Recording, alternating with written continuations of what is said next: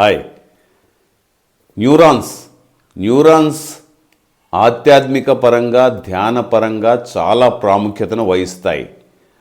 ఇది చాలా ఇంపార్టెంట్ అయినటువంటి విషయం. మనిషికి అంటే మానవుడికి న్యూరాన్స్ యొక్క ప్రాముఖ్యత ఏంటి, వాటి యాక్టివిటీని మనం బాగా పెంచుకుంటే మనిషి ఎలా శక్తివంతుడుగా తయారవుతాడు, అంటే ఎలాంటి మిరాకిల్స్ అయినా సరే మనిషి సాధించవచ్చు. సో అవి ఎలాగా ఏంటి అనే విషయాలన్నీ కూడా ఈ వీడియోలో నేను డీప్గా వివరించే ప్రయత్నం చేస్తాను. మీరు ఈ వీడియోని మాత్రం ఎండ్ వరకు తప్పకుండా చూడండి. చాలా మంచి ఇన్ఫర్మేషన్. మీరు 10 minutes కేటాయించడం వలన ఈరోజు ఏం మంచి ఇన్ఫర్మేషన్ పొందాము అనే ఒక సంతృప్తి అయితే మీకు డెఫినెట్గా కలుగుద్దని చెప్పేసి నేను భావిస్తున్నాను. తప్పకుండా చూడండి. ఇప్పుడు నేను మీకు స్క్రీన్ మీద వివరిస్తా. నేను ఇంకా దాని గురించి చెప్పబోయే ముందు ఈ స్క్రీన్ మీద న్యూరాన్స్ యొక్క స్ట్రక్చరు ఏంటి, ఎట్లా ఉంటుంది ఏంటి అన్నది నేను చెప్తాను. ఆ తర్వాత ఇంకా నేను ఎక్స్ప్లెయిన్ చేస్తాను. ఓకే, చూడండి స్క్రీన్ మీద. చూడండి, ఇది న్యూరాన్ స్ట్రక్చర్. ఇది అంటే న్యూరాన్స్ ఈ విధంగా ఉంటాయి. అప్రాక్సిమేట్లీ ఈ విధంగా డ్రా చేయడం జరిగింది నేను. అయితే ఇది హెడ్ అనుకోండి. ఇది ఇక్కడ ఇది చూసారా, ఇది న్యూక్లియర్. తర్వాత ఇవన్నీ ఉన్నాయి చూసారా, ఇదంతా సెల్ బాడీ అనమాట. ఇది ఏ పార్ట్. ఇది అలాగే ఈ ఏ పార్ట్ ఇక్కడ ఉంటుంది, ఇక్కడ ఇదంతా కూడా ఏ పార్టే ఇవన్నీ కూడా. తర్వాత ఈ మధ్యలో ఈ బాడీ ఇట్లాగ వస్తుంది, దీన్ని యాక్సాన్ అంటారు. తర్వాత ఇవి ఉన్నాయి చూసారా, నర్వ్ ఎండింగ్స్. ఇది మనం డీ పార్ట్ అనుకుందాం. సో మెసేజెస్ని ఇక్కడి నుంచి ఏ పార్ట్ల నుంచి గ్రహిస్తాయి ఇవి. అంటే ఇంకొకటి ఏంటంటే మీకు ఈ న్యూరాన్స్ అన్నీ కూడా 1 by 1 క్యూలో ఉంటాయన్నమాట, లైన్గా ఉంటాయి. మనం దారం కానీ ఇట్లా పెట్టామనుకోండి ఎట్లాగ ఉంటుంది. సో ఆ విధంగా ఈ న్యూరాన్స్ అన్నీ లైన్గా ఉంటాయి. అంటే ఈ న్యూరాన్ ఉంది, దీని వెనకాలే ఇంకొక న్యూరాన్ ఉంటుంది, మళ్ళీ దాని వెనకాలే మూడో న్యూరాన్ ఉంటుంది, దాని వెనకాలే ఇంకొక న్యూరాన్, ఇట్లా 4, 5, 100, లక్షలు, కోట్ల న్యూరాన్స్ ఉంటాయి, లైన్గా ఉంటాయి. ఎప్పుడైతే ఇవి మెసేజెస్ని ఇక్కడి నుంచి ఈ పార్ట్ల నుంచి గ్రహిస్తాయి, అంటే హ్యూమన్ బాడీలో ఇవి ఉంటాయి. ఈ మెసేజెస్ ఇక్కడి నుంచి ఇట్లాగా కలెక్ట్ చేస్తుంది. కలెక్ట్ చేసి బి పార్ట్ నుంచి సి పార్ట్ వరకు, మళ్ళీ అక్కడి నుంచి డి పార్ట్కి ఇట్లాగొచ్చి దీని వెనకాల ఉన్నటువంటి సెకండ్ న్యూరాన్కి ఇది పంపిస్తుంది మెసేజ్. మళ్ళీ ఆ సెకండ్ న్యూరాన్ కూడా ఇట్లానే సేమ్ ఇది ఎలాగైతే కలెక్ట్ చేసిందో, ఏ పార్ట్ నుంచి కలెక్ట్ చేసిందో, అలాగే A part, B part, C part, D part నుంచి మళ్ళీ థర్డ్ న్యూరాన్కి పంపిస్తుంది. మళ్ళీ ఆ థర్డ్ న్యూరాన్ కూడా ఇలాగే ఏ పార్ట్ నుంచి కలెక్ట్ చేసి బి, సి, డి ద్వారా ప్రవహించి ఫోర్త్ న్యూరాన్కి పంపిస్తుంది. ఇట్లాగా మెసేజెస్ కొన్ని ఫ్రాక్షన్ ఆఫ్ సెకండ్లో కోట్ల న్యూరాన్స్ అన్నీ ఒక చోటు నుంచి ఇంకొక చోటుకి ట్రాన్స్ఫర్ చేస్తూ ఉంటాయి. అంటే neurons is a special type of cell which transforms messages from one part of the body to another part of the body. అంటే బాడీలోని అన్ని సెల్స్ కంటే కూడా ఇది పెద్దది. అంటే ఈ మెసేజెస్ని ఒక పార్ట్ నుంచి, బాడీలో ఒక పార్ట్ నుంచి ఇంకొక పార్ట్కి ఈ న్యూరాన్స్ అన్నవి ట్రాన్స్ఫర్ చేయడం జరుగుతుంది. అదేవిధంగా ఇది ఎలాగంటే, ఇప్పుడు కరెంట్ ఉంది, కరెంట్ వైర్ ఉంటుంది. ఆ కరెంట్ వైర్లో మన కాపర్ వైర్ ఉంటుంది, అల్యూమినియం ఉంటాయి, కాపర్ ఉంటాయి, ఇట్లాగ ఉంటాయి. సో అవి కరెంట్ని ఒక చోట నుంచి ఇంకొక చోటకి ఆ కరెంట్ వైర్ ద్వారా, కాపర్ ద్వారా కరెంట్ అన్నది ప్రవహించి వేరే ప్లేస్కి ఎలాగైతే వెళ్తుందో అలాగే ఈ న్యూరాన్స్ కూడా మెసేజెస్ని ఒక చోటు నుంచి ఇంకొక చోటుకి ట్రాన్స్ఫర్ చేస్తూ ఉంటాయి. కరెంట్ వైర్ ఎలాగే కండక్టింగ్ పాత్ లాగా ఉపయోగపడుతుందో, అంటే కండక్టర్ లాగా ఉపయోగపడుతుంది కదా, ఒక దారిలాగా ఉపయోగపడుతుంది కదా.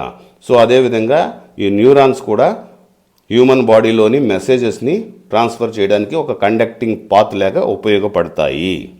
సో ఈ విధంగా న్యూరాన్స్ అన్నది ఉండడం జరుగుతుంది. అదేవిధంగా ఈ న్యూరాన్స్ మొత్తం 3 టైప్స్ ఉన్నాయి. 1 sensor neurons, 2 motor neurons, 3 relay neurons.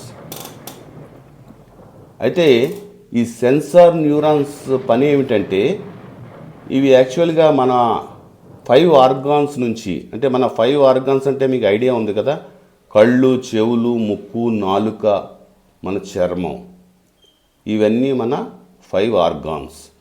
వీటి నుంచి మెసేజెస్ని స్పైనల్ కార్డ్ అంటే మన బ్రెయిన్ వరకు తీసుకుని వెళతాయి. అంటే మన ఆర్గాన్స్ నుంచి అంటే మన యొక్క 5 ఆర్గాన్స్ నుంచి మెసేజెస్ని బ్రెయిన్ వరకు ఇవి తీసుకుని వెళ్తాయి. ఏంటి అవి? Sensor neurons. రెండోది మోటార్ న్యూరాన్స్ పని. అవేంటంటే మన స్పైనల్ కార్డ్ అంటే మన బ్రెయిన్ నుంచి సెంట్రల్ నర్వస్ సిస్టమ్, అంటే మన బ్రెయిన్ అంటే అది సెంట్రల్ నర్వస్ సిస్టమ్, ఇక్కడి నుంచి మెసేజెస్ని బాడీలోని మజిల్స్ అండ్ వేరే వేరే ఏటీసీ పార్ట్స్ వరకు తీసుకుని వెళుతుంది. అంటే సెన్సార్ న్యూరాన్స్ ఏమో మన 5 ఆర్గాన్స్ నుంచి మెసేజెస్ని బ్రెయిన్ వరకు తీసుకెళ్తే, మోటార్ న్యూరాన్స్ అన్నవి మన బ్రెయిన్ నుంచి మెసేజెస్ని బాడీలోని మజిల్స్ అండ్ వేరే పార్ట్స్ వరకు తీసుకుని వెళ్తుంది. వీటి పని ఇది, మోటార్ న్యూరాన్స్ యొక్క పని. తర్వాత మూడోది రిలే న్యూరాన్స్. వీటి పని ఏంటంటే సెన్సార్ న్యూరాన్స్ని మరియు మోటార్ న్యూరాన్స్ని కలిపే పని చేస్తుంది. అంటే ఆ రెండిటిని, సెన్సార్ న్యూరాన్స్ మోటార్ న్యూరాన్స్ ఉన్నాయి కదా, రెండిటిని కలిపే పని చేస్తుంది అన్నమాట. ఇప్పుడు మీరు చూశారు కదా స్క్రీన్ మీద. సో ఆ విధంగా న్యూరాన్స్ ఏంటంటే, మీకు నేను టెక్నికల్గా వివరించా అంత న్యూరాన్స్ ఎలా ఉంటాయి అంటే, ఒక న్యూరాన్ తర్వాత రెండో న్యూరాన్, మూడో న్యూరాన్, ఇట్లాగే ఈ లైన్గా ఉంటాయి. ఇవి యొక్క పని ఏంటంటే మెయిన్ మన మనిషి యొక్క బాడీలోని మెసేజెస్ని ఒక చోట నుంచి వాటికి ట్రాన్స్ఫర్ చేస్తాయి. కండక్టింగ్ పాత్ లాగా ఉపయోగపడతాయి. అలా ట్రాన్స్ఫర్ చేసి మొత్తం మెసేజెస్ని మనకి అందించే ప్రయత్నం చేస్తాయి. అయితే ఇంకోటి ఏంటంటే, ఫస్ట్ ఒక న్యూరాన్ ఉంది, రెండో న్యూరాన్ ఉంది, దాని వెనకాలే ఈ న్యూరాన్స్కి మధ్యలోని మైక్రో గ్యాప్ ఉంటుంది. అంటే చిన్న సన్నని గ్యాప్ ఉంటుంది, దాన్ని మైక్రో గ్యాప్ అంటారు. సో ఆ విధంగా అవి పేర్చుకుని ఉంటాయన్నమాట, అట్లాగా లైన్ కానీ ఆ విధంగా ఉండడం జరుగుద్ది. అయితే మనకి ధ్యానపరంగా ఇవి ఎలాగా ఉపయోగపడుతున్నాయి, మనిషి ఒక శక్తివంతంగా ఎలా తయారవుతున్నాడు అన్న దాని గురించి కూడా నేను మీకు తెలియజేస్తాను. అయితే సెన్సార్ న్యూరాన్స్ ఉన్నాయి కదా, ఇవి మెసేజెస్ని మనకి 5 ఆర్గాన్స్ నుంచి మెసేజెస్ని బ్రెయిన్కి ఎలాగైతే పంపిస్తున్నాయి, అట్లాగే డిఫరెంట్ ఈ 3 టైప్స్ ఆఫ్ న్యూరాన్స్ వాటి చేసే పని, ఇవి ఎంత మన బాడీ యొక్క సిస్టంలో మనకి ఉన్నాయి. సో అదేవిధంగా వీటిని మనం యాక్టివేట్ చేయడం వలన మనం ఎలాగా శక్తివంతంగా తయారవుతున్నాం అంటే ఏంటంటే, యాక్టివేట్ ఎలా చేస్తామంటే మెయిన్ ధ్యానం. ఎప్పుడైతే మనం ధ్యానం చేస్తున్నప్పుడు ఆ ధ్యానంలోని ఇవి బాగా యాక్టివేట్ అవుతాయి, ఇంప్రూవ్ అయినప్పుడు మనిషి ఏమవుతుంది, ఇవి మెయిన్ ఏంటి మెసేజెస్ని ట్రాన్స్ఫర్ చేస్తాయి. అంటే ఏదైనా సరే సింపుల్గా మనం గ్రహించగలుగుతాం. పెట్టి ఎవరైనా సరే చెప్పింది కానీ ఏదైనా సరే నేర్చుకోవాలన్నా కూడా అసలు ఆ మనిషి మిరాకిల్స్ చేస్తాడనమాట. అంటే ఏంటంటే, మామూలుగా అయితే మనిషి సాధంగా ఉన్నాడు, న్యూరాన్స్ అలాగ జస్ట్ అలా పడుకుని ఉన్నాయి అనుకుందాం, అంత యాక్టివ్గా లేవు అనుకుందాం. అలాంటి మనిషి ఏం చేస్తాడు, చాలా మబ్బుగా ఉంటాడు, చాలా యాక్టివ్ ఉండడు. అసలు మనిషి ఒక మాట చెప్తే గంటకన్నా అర్థం కాదు. దాన్ని 100 రకాలుగా మనం ఎక్స్ప్లెయిన్ చేసి ఇలా చేసి చెప్తే కూడా వాడికి అర్థం కాదు. కొంతమంది చూసారా, ఇదేంట్రా బాబు నిద్రమోహోడు అనుకుంటాం మనం. అలా ఉంటారు. కొంచెం యాక్టివ్ ఉన్నవాడు ఏం చేస్తాడు, మనం చెప్పగానే ధన్మని పట్టేస్తాడు, క్యాచ్ చేసేస్తాడు. అంటే కొంచెం న్యూరాన్స్ కొంచెం యాక్టివ్గా ఉన్నాయని. ఇంకా యాక్టివ్ ఉన్న వాళ్ళు ఏం చేస్తారు, అసలు మన మనసులో మాట వచ్చే లోపల క్యాచ్ చేసేస్తారు. అంటే ఆ సిగ్నల్స్, ఆ థాట్ పవర్ సిగ్నల్స్ని కూడా క్యాచ్ చేసేసే శక్తి ఇలాగ పెరిగిపోతారు అనమాట. వాళ్ళని మనం మిరాకిల్ మ్యాన్స్ అంటాం మనం. అంటే మిరాకిల్ మనుషులు ఏంటి అసలు మనం కూడా అందనంట అలాగా అంత స్పీడ్గా ఉన్నారేంటి అన్నది. అంటే నేను చెప్పేది ఏంటంటే, అసలు మిరాకిల్ కూడా జరుగుతాయంటే ఏంటంటే, మనం ధ్యానం చేస్తున్నప్పుడు ఆ యాక్టివిటీ, ఆ న్యూరాన్స్ యొక్క యాక్టివిటీ విపరీతంగా పెరిగిపోయినప్పుడు ఆ ధ్యానం ద్వారా మనం డైలీ ధ్యానం చేస్తూ ఉన్నాం.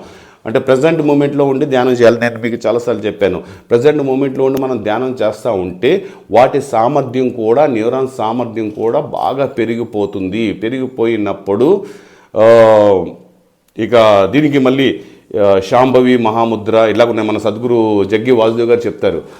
శాంభవి మహాముద్ర చెప్తారు. శాంభవి మహాముద్ర కూడా చేసినా కూడా ఈ న్యూరాన్స్ యొక్క యాక్టివిటీ చాలా విపరీతంగా పెరుగుతుంది. ఇన్నర్ ఇంజనీరింగ్ కోర్సులో మహానుభావుడు సద్గురు జగ్గి వాసుదేవ్ గారు నేర్పిస్తారు.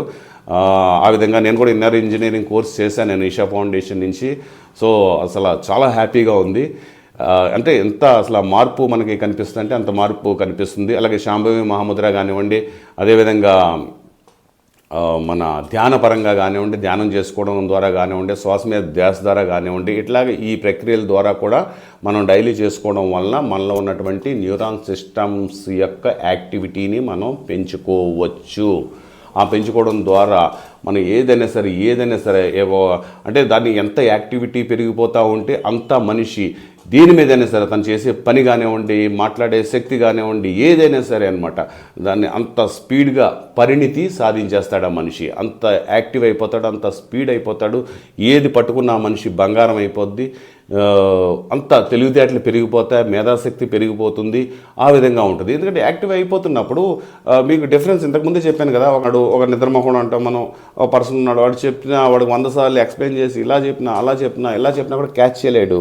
సో అదే పర్సన్కి ఇంకో పర్సన్కి కొంచెం చెప్తే కొంచెం క్యాచ్ చేయగలుగుతాడు, కొంచెం అర్థం కాదు. అంటే ఆ పర్సన్ కానీ ఈ పర్సన్ కొంచెం బెటరు. ఇంకో పర్సన్ ఉంటాడు టప్ మనం చెప్పగానే దాన్ని మనం క్యాచ్ చేసేస్తాడు. ఇంకో పర్సన్ ఉంటాడు చెప్తున్నా ఇంకా మనం చెప్పక ముందే క్యాచ్ చేసేస్తాడు మన భావాల్ని.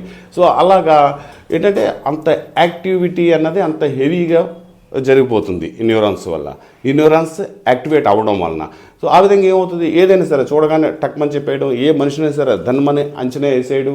దీనివల్ల ఏమవుతుంది, ఈ మనిషి నెక్స్ట్ ఇలా చేయబోతున్నాడు, ఇలా చేస్తున్నాడు అంటే ఈ రకమని కాదు, నేను ఎగ్జాంపుల్గా చెప్తున్నాను. ఇలా చాలా అసలు మనం మాటల్లో వివరించలేనంత అటువంటి ఈ అద్భుతాలు మనిషి చేయగలుగుతాడు. అని మనం చెప్పడానికి కూడా రాదు. కొన్ని చెప్తుంటే ఏమవుతాయంటే జస్ట్ అటు ఇటు సైడ్కి వెళ్ళే అవకాశాలు ఉంటాయి.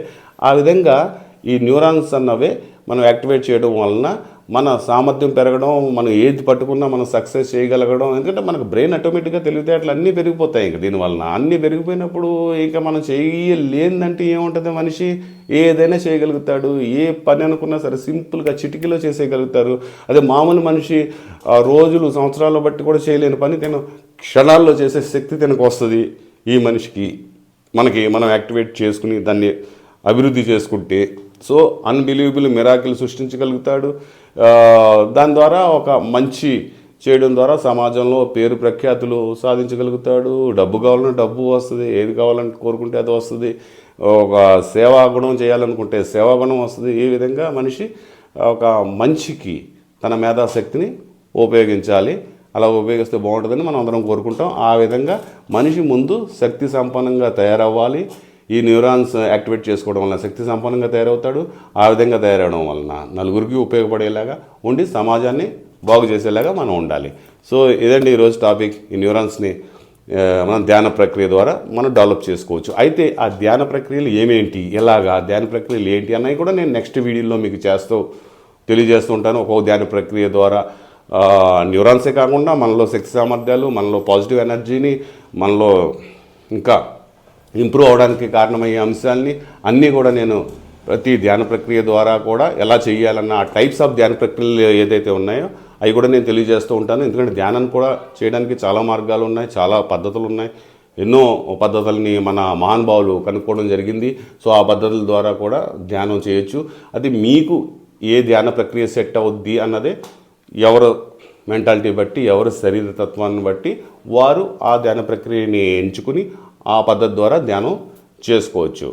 ఆ విధంగా అవి కూడా నేను నెక్స్ట్ వీడియోస్లో నేను చేస్తూ ఉంటాను.